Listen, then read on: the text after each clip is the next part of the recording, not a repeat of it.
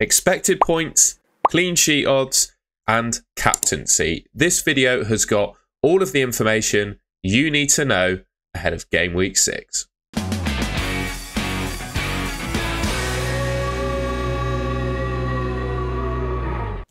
Right, we're going to start off then by looking at the top players for expected points by position. And what I've done with this video is slightly different to last week's and the weeks before. I'm going to look at a one game week view, so purely with game week 6 in mind. And then I'm also going to look at the next 5 game weeks, because ultimately, when you're looking at players to bring into your team, right, you shouldn't just be doing it for one game week. You should really be looking, at least 3 to 5 game weeks ahead of time. And also, I've already made a wildcard draft video as well if you were on your wildcard. But a lot of people, I feel like, in Game Week 6 are going to be on their wildcard. So you're not just going to want to look at players for just this week. You're going to want to see how they're looking for the next sort of 5 game weeks, really. So the next view I'm going to show you is goalkeepers for the next 5. But for this one, we'll just focus on Game Week 6 in isolation. Top projected goalkeeper for points is David Raya. I mean, he's been playing like an absolute beast recently, hasn't he? Had a fantastic week for Arsenal. Nearly saved their bacon against Man City. Got Leicester at home. I mean, you got to think likelihood of a clean sheet there. He did actually limp away from the Etihad. He had like a bandage on his knee and was limping. Whether he picked up a little knock during that game or whatever. I mean, I'm sure we'll hear a little bit about it in press conferences, but just something to bear in mind there. Sanchez has had back-to-back clean sheets, penalty saves. I mean, you name it. He's been absolutely nailing the points recently. I'm recording this video before work on Monday morning, so potentially he could have gone up in price by the time this video actually goes out to the public, but he's still a good option regardless. I think right now, him, Fleck and Raya, as you can see, they're kind of reflected in the expected points for the next week, right? But those 3 guys are probably the 3 best goalkeepers to be looking at in the game right now. Kepa, Flecken up there as well, 4.1 for Flecken, 3.9 for Kepa. Martinez, Pickford and Sells are your other top keepers for game week 6. And then a 5 game week sort of projection for expected points. Raya is the top goalkeeper in the game for expected points, 22.3 expected points over the next 5 game weeks. You've got Edison up there as well. I can see, Man City's expected goals conceded is always looking good, so you can see why his expected points are there, but they're just a team that just concede so many low XG goals, right? You think of the goals that Arsenal scored against them, obviously one from a corner, and then the Calafiori goal, right? That was such a low XG shot, and I think that's just the trend with Man City. They concede either wonder goals or Edison makes there's a goal that goes in which Edison could have done something about. That seems to be the trend of Arsenal goals. Goals that Man City concede, and you could even argue the Arsenal corner, Edison could have got up and grabbed that. So, yeah, just a thought from me. I can see why the predicted points are there for him, but personally, I'm not too sure about him as an option, particularly when you got David Raya around the same price, right? Flecken is up there as well. He is, I believe, still the top goalkeeper in the league for total saves. He is making, I did a little feature about him on my previous video, he is making 5.6 saves per game. And the fixtures Brentford have coming up are really good. I'm going to have to just go close to my screen a second to read them. What's that? West Ham, Wolves, Man United, Ipswich and Fulham. Those are 5. I'm sure you can see this on your screen, but I've had to look really closely. I'm sure those 5 fixtures, right, there's potential for, I think, definitely some clean sheets, even though Brentford have not been the best defence in the league so far this season. There's some fixtures there where I think they could do well. And, of course, saves. And if you think about it, right, you can't get 5.6 saves in a game. So you've got to think of what that means as an average. You have to round it up, of course. As an average, that's 6 saves per game, which is the maximum bonus points a goalkeeper can score. And he is doing that every game. So just something to bear in mind. Martinez and Sanchez, perfectly decent options as well. Everton actually have a really decent fixture run coming up. That Everton came out a bit loud then. Sorry about your ears. They've got a really decent fixture run coming up as well. So, yes, whilst he's been a bit disappointing for people that would have had him at the start of the season, they've got a decent fixture run coming up to Everton. And Muric, again, I think he's up there just for the saves potential. And Ipswich have not been all that bad so far this season. He's up there as well as your top keepers. So, yeah, those are the top 7 goalkeepers for the next 5 game weeks. All right, then, defenders up next. Got Gabriel, Ben White, Robertson, Trent, Saliba, Timber, and Alex Moreno as your top defenders. I mean, it's no surprise, really, to see this list kind of dominated by Arsenal and Liverpool defenders. I mean, Arsenal looking pretty damn solid defensively. And, of course, Gabriel, the goal threat he has from set pieces at the moment is insane. 2 goals in 2 games from corners. taken by Saka. I mean, that's a bit of a link-up that's looking quite strong at the moment. Trent and Robertson also doing really well this season. Only one of them has an attacking return, and Trent's only got one of them so far, but he is putting up basically 0.5 expected returns per 90. So that means every 2 games he plays, he's expected to get a return. And of course, Liverpool are, I think, statistically still the best defence in the league at the moment. They've kept 4 clean sheets in 5 games. So, I mean, you know, Gabriel, Trent are probably, even though Trent's expected points for the next week aren't quite on a level with the Arsenal guys, I think these two are by far and away the best defenders in the game at the moment. So this is how things are shaping up for the next 5 game weeks then. Basically very similar to what we've seen on the previous list. We've got Gabriel, Robertson, Guardiola, White, Trent, Saliba and Ruben Diaz. So a mix there of Arsenal, Liverpool and Man City defenders. And I guess really there's no surprise there. They're probably the 3 strongest defensive teams in the league so far this season, right? And Gabriel obviously proven to be an absolute goal threat from set pieces. Trent and Robertson, you'll know the attacking threat they carry. Same with White and Guardiola. Interestingly, Fantasy Football Hub seems to not favour Trent so much. It really seems to like Robertson over Trent, which I'm not 100% sure I agree with. I personally think Trent is, I would make an argument that he's still the best defender in the game. Probably just ahead of Gabriel as well. Yeah, something I guess for you guys to bear in mind. But looking at the top defenders for the next 5 game weeks, the list is dominated by those kind of, I can't say nailed on when it comes to Man City, but the kind of those nailed on starting defenders for Arsenal, Liverpool and Man City. Obviously, interestingly, even Ben White proving himself not to be nailed anymore for Arsenal, right? Is obviously Timber that started at right back and had a really good game. What does that mean for Arsenal going forward, right? It means they've got, I guess, rotation in all of those fullback positions. I guess, yeah, just something to bear in mind, right?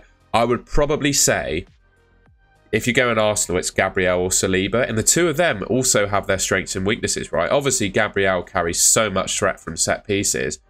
But then I would suggest that Saliba is slightly more nailed. We saw at the start of last season, if people can cast their minds back to then, Gabriel wasn't in the starting 11, which kind of suggests to me that Saliba could be Arteta's kind of favourite there. But then you've got to think, with recent goals and goal threat that Gabriel's been posing, perhaps that's probably level, even favouring Gabriel now. So, yeah, just some thoughts there on the Arsenal defence. I'd probably avoid Ben White if it were me. And to be honest, you know, given that Guardiola's missed games, Ruben Diaz is probably the most nailed Man City defender. But even then, he will see some rotation, particularly considering that John Stones is back fit. Trent and Robertson should be relatively safe. I'd say Trent probably a bit more safe than Robertson. So, yeah, those are the top defenders. Just bear in mind there what I've said about minutes in that bit of chat.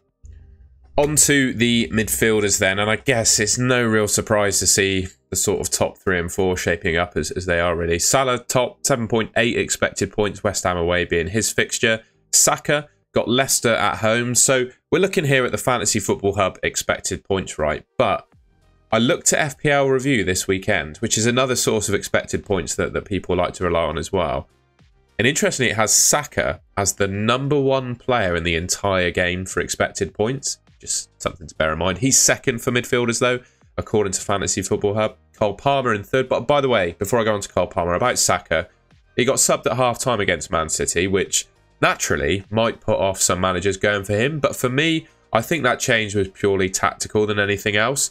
I'm just thinking how Arsenal, you know, decided to play that second half. If anyone watched the game, they basically just sat back and soaked up pressure and hoped that they could keep Man City out and basically crawl to the win. I think tactically, Arteta probably made the right call here as well, but he kept Martinelli on for kind of his outright pace, running in behind, which I think made him a better outball than Saka would have been, particularly because, well, I saw Martinelli had Kyle Walker on toast a couple of times. So, yeah, just something to bear in mind. I don't think, by the way, it was anything to do with Saka being injured. I think he's fine. It was just a tactical change, so wouldn't be too worried about that. I think he starts against Leicester, providing, of course, they've got a game against Bolton midweek. Providing, of course, you know, he doesn't get injured in that game or whatever, I think he should be fine. Cole Palmer with Brighton, he's still obviously a really good option. Son, also a really good option. I think Son has a really excellent record against Man United as well. I remember a few seasons back, he scored a hat-trick, or maybe even 4 goals, and Harry Kane got 4 assists as well. I remember that happened at Old Trafford. Foden, he's just not starting for Man City at the moment, and I gotta say, he didn't look all that sharp against Arsenal either, so he's up there for expected points. I'm guessing Fantasy Football Hub have him predicted to play. Yeah, not sure he's going to play given the form that he's been in. Eze, oh, he's been so annoying, hasn't he? Put up all the underlying numbers you could want, basically the same underlying numbers as Mbumo, but scored 4 times less the goals, basically, and then Mbumo's up there as well. So, yeah, those are your top midfielders for Game Week 6. So here's how things are shaping up for the next 5 game weeks, and the list is identical to what we've just showed for Game Week 6, so I don't need to go through it in too much detail, to be honest. I don't think. I'm not gonna bore you all with it, but for the next 5 game weeks, these guys are your 7 top midfielders. So maybe bar Foden, if you're a little bit worried about his minutes, which I think I probably would be myself. If you're on your wild card, looking to bring players in, etc., into midfield, you know, these guys are your top 5 predictable, your top 7 predicted points for the next 5 game weeks.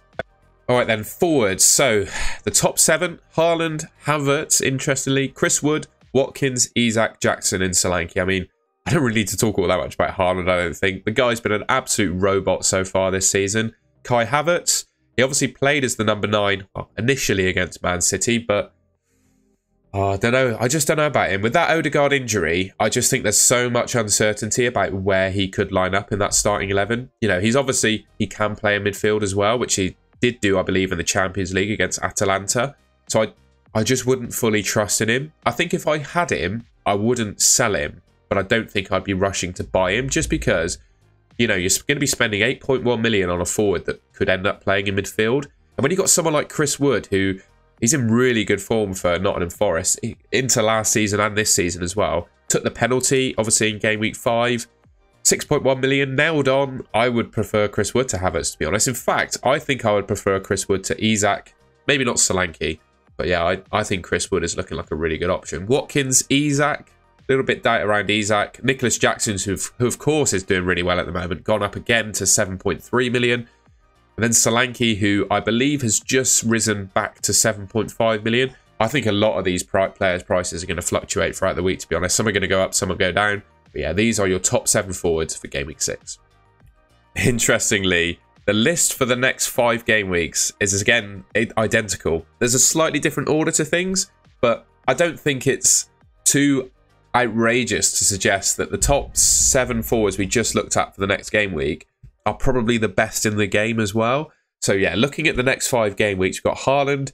Interestingly, Isak in second.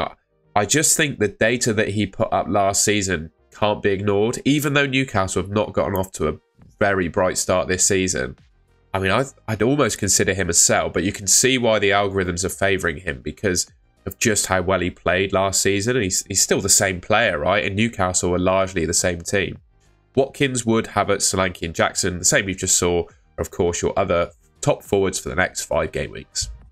Quick look then at some clean sheet odds. These are courtesy of Drafthound. So for Game Week 6 then, we've got one team, and that's Arsenal, above 50% to keep a clean sheet. Now, above 50% to keep a clean sheet suggests that they're more likely than not to keep a clean sheet, and 8% so. So it's looking like the Arsenal clean sheet. You can never bank on a clean sheet, right? But if there was ever a game for Arsenal to keep a clean sheet, and I think it's against Leicester at home. Liverpool are 42% against Wolves. Decent odds there. Villa 36, Bournemouth 36, Chelsea 33, Man City 33, Forest at 33 as well. Usually, I would suggest that teams sort of under 30% to keep a clean sheet, I'd be hesitant starting their players from. So anything, 29 I think I can count. Anything below Crystal Palace, I'd probably be hesitant starting defenders from, which I think I'd largely agree with, right? Fulham, not the best defensively. West Ham, Ipswich, yeah, I think all of those teams could conceivably concede. So, yeah, if I were looking at defenders to buy, defenders to start, etc., I'd be looking at those teams kind of on the left-hand side. So Crystal Palace, Everton, Brentford, Forest, Man City, and then the other 5 on the left there. So that's a quick view of the clean sheet odds. And then in terms of captaincy, I mentioned it. In fact, I'm looking at the Fantasy Football Hub ones here. Here's the interesting one. FPL Review. Now, I really like FPL Review. Don't get me wrong. I use it every week to help me with my transfers, etc. But I don't necessarily, and it's no offense to FPL Review, I like to have my own thinking involved in my decisions. I don't like to completely give it all to a tool. It's fantastic, FPL Review is, by the way. And a lot of people do see it as gospel. And it has Saka at 1 expected point higher than Haaland in terms of points for Game Week 6, which it's a big margin, isn't it? And of course suggests that he is the best captain, right? So just something to bear in mind there. The current I would say most popular model for expected points, probably amongst the FPL community and like team selection decisions, etc., has Bukayo Saka as the #1 player for expected points. So maybe just something to consider there as your captaincy. If you're looking to pick a player for a captain, Fantasy Football Hub has it slightly different. And to be honest, I would personally, my brain in the way it thinks would suggest that Fantasy Football Hub is probably the way to go for expected points here, or the one that I agree with the most. Haaland in first, Salah in second, Saka in third is kind of where my mind is in terms of captaincy. And to be fair, I think I would probably have Saka and Palmer around the same as well. I just think with the form that Haaland's been in so far this season, right? Scored against Arsenal, a team, probably the only fixture last season where I saw that he really struggled and he managed to bag a goal against them this year. Newcastle have not looked very good at all, particularly defensively this season. They are a lot stronger at home, don't get me wrong, but I still think he's got a really good chance of scoring there, and I think I'm personally going to give him the armband. Salah in second, I mean, he's the greatest FPL asset of all time, right? Wolves away, Wolves have been poor this season. I think he's almost equal. To be honest, I would say it's a bit of a toss-up between Haaland and Salah as captaincy this week, but I'd probably favour Haaland just because he's probably in the better form. And then Fantasy Football Hub have Saka in third and Palmer in fourth. So just thought that bit of data there would be useful if you're looking to pick a captain. Alright, that's the end of the video. I hope you enjoyed that and found it useful. Quick little roundup there of expected points, purely looking at Game Week 6 if you're looking for players to select players to get on your wildcard, etc. And then a longer term view of kind of the next 5 game weeks as well. Ultimately, like I said, you probably want to be looking more than just 1 game week ahead of time if you're buying players on your free transfer or wildcard or whatever, right? Clean sheet odds are really useful to help you pick your defenders. And then the captaincy, the all-important captaincy decision for Game Week 6 as well. There are genuinely, in my mind, 3 contenders, right? Haaland, Salah and Saka. Like I said, I'm probably favouring Haaland. But Salah and Saka, you can't deny they're good options as well. In fact, that's the one thing I want you to let me know in the comments. Who are you going to captain in Game Week 6? If you enjoyed the video, if you enjoyed the video and found it useful, please leave me a like rating. I can actually sort of lift my shoulder now, so that's getting better. Sign up, by the way, to Fantasy Football Hub. There's a link in the description below. I get you 50% off on your sign up if you want to see that expected points data for yourself. I think that's everything. If you enjoyed the video and you're not subscribed already, I still think around 75% of people that watch these videos are not subscribed. I'd really appreciate it if you could subscribe. It'd be wonderful to hit 10,000 subscribers before the end of the year. I'm working as hard as I can to get as much good FPL content out to you guys. So all I can ask is free. Just subscribe. Should be just there on your screen. All right. Thank you very much for watching, and I will catch you in my next video.